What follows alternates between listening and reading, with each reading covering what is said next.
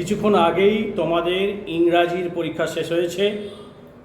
আশা করি তোমাদের ইংরাজি পরীক্ষাও খুব ভালো হয়েছে। আজ আমি তোমাদের ইংরাজির প্রশ্নের সঙ্গে উত্তরটা একটু মিলিয়ে দিতে এসেছি। তবে ইংরাজির প্রশ্ন নিয়ে একটু অভিযোগ আছে আমার। সেটা হলো ইংরাজি প্রশ্নতে প্রশ্নের প্যাটার্ন ঠিকঠাকভাবে ফলো করা হয়নি। তোমরা জানো এই পরীক্ষাটা মানে থার্ড সেমিস্টার এমসিকিউ হওয়ার কথা ছিল, কিন্তু এই প্রশ্নে আমরা দেখতে পেয়েছি ট্রু ফলস দিতে। এই প্রশ্নে ট্রু ফলস লিখতে হবে, তার উপরে ট্রু ফলসের জন্য 1 নম্বর করে তো আছেই। দ্বিতীয় নম্বর হচ্ছে ম্যাচিং। 6টা ম্যাচিং আছে, 6টা ম্যাচিং করলেই মানে একটা অপশানের উত্তর দিলেই তোমরা 6 নম্বর পেয়ে যাবে। রাইটিং স্কিলে অর্থাৎ আনসিন প্যাসেজটাই এইগুলো হয়েছে। আনসিনের একটা মিল স্থাপন করলেই এ কলম বি কলম মিল স্থাপন করলে তুমি পেয়ে যাচ্ছ 6 নম্বর। আচ্ছা, রিঅ্যারেঞ্জের অপশানের এমসিকিউ, রিঅ্যারেঞ্জের জন্য থাকার কথা 1 নম্বর, কিন্তু এক্ষেত্রেও যেহেতু 5টি লাইনের রিঅ্যারেঞ্জ আছে তাই তোমাকে 5 নম্বর দেওয়া হয়েছে। আনসিন থেকে মোট 15 নম্বর পড়েছে এইভাবেই। 4 নম্বর ট্রু ফলস, 4টে ট্রু ফলস করা,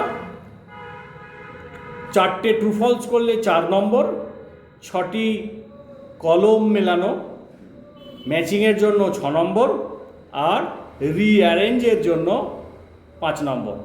মোট 15 নম্বর তোমাদের উত্তর দিতে হয়েছে এই আনসিন প্যাসেজ থেকে। তবে তাই যা হোক, তোমাদেরই ভালো, কোশ্চেন প্যাটার্ন ফলো হোক বা না হোক, একটা উত্তর দিলেই 6 নম্বর পেয়ে যাচ্ছ। এটা তোমাদের জন্য অ্যাডভান্টেজ। চলো আমরা এবারে ইংরাজি প্রশ্নটা মিলিয়ে দেখে নিই। তোমরা কমেন্ট করে জানাবে কত নম্বর পেলে। কিন্তু তাহলে আমরা কোশ্চেন দেখি।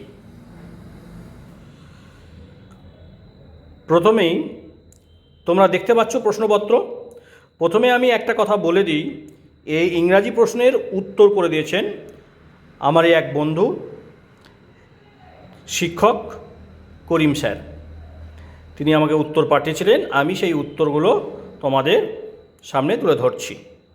প্রশ্ন তোমরা দেখতে পাচ্ছ, what did the parrot never do? উত্তর হবে সি এরটা, উত্তর হবে সি। আচ্ছা, দুয়েরটা, what was the cause of the bird's ignorance according to the, এটা এর অপশানটি হবে। 3 নম্বর প্রশ্ন, how did the Raja decorate his nephews? এটার উত্তর হবে D.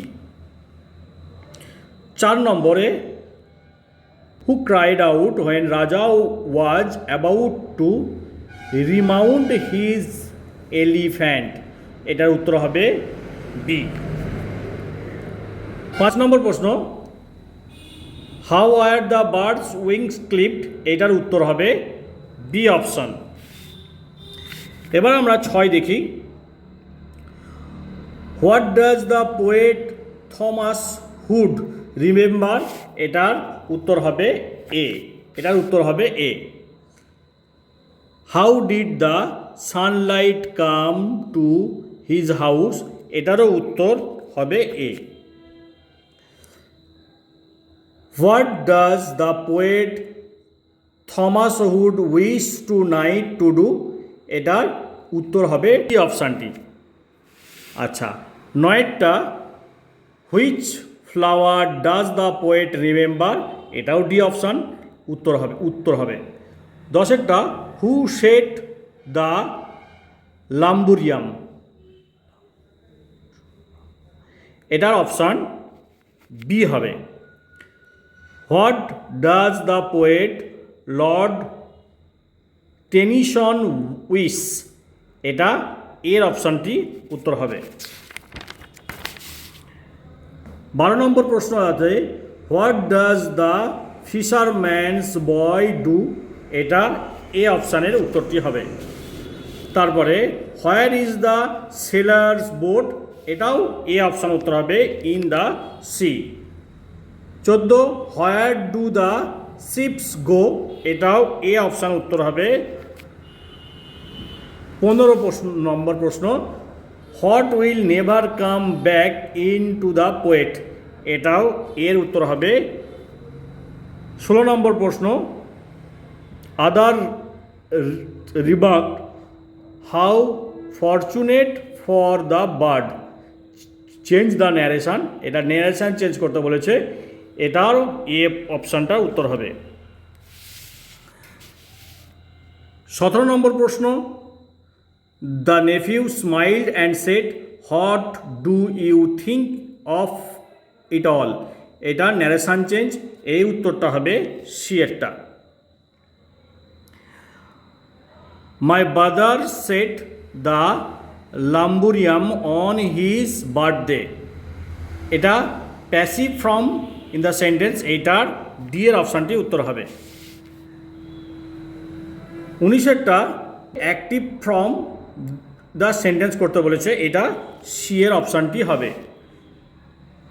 20 number, break break break dash, এখানে প্রিপোজিশন, এটা অন হবে। 21টা the little window were the sun camping, এটার উত্তর এরটা হবে ইন। 22 প্রশ্ন, the pandit sat down to, এর অপশানটি হবে। 23 নম্বর প্রশ্ন, men were employment in large number, এখানে কারেক্ট অল্টারনেটিভের ক্ষেত্রে এমপ্লয়েড হবে, এর অপশানটি হবে। 24 নম্বর প্রশ্ন, দ্য কোটওয়াল ওয়াজ, এটাও সি এর প্রশ্নটাও উত্তর হবে।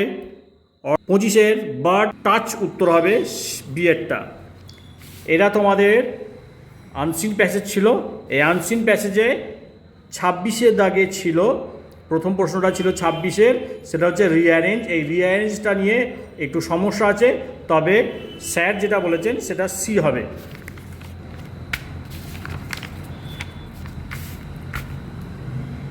27 নম্বর প্রশ্নতে ট্রু ফলস, এইখানে ট্রু ফলসে স্যার বলেছেন এটা ট্রু ট্রু ফলস ট্রু হবে এটি।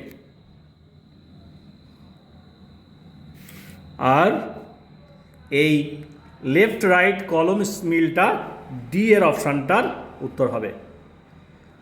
আশা করি তোমাদের পরীক্ষা ভালো হয়েছে, কত নম্বর পেলে অবশ্যই জানাবে। আগামী পরীক্ষার জন্য অনেক অনেক শুভেচ্ছা রইল।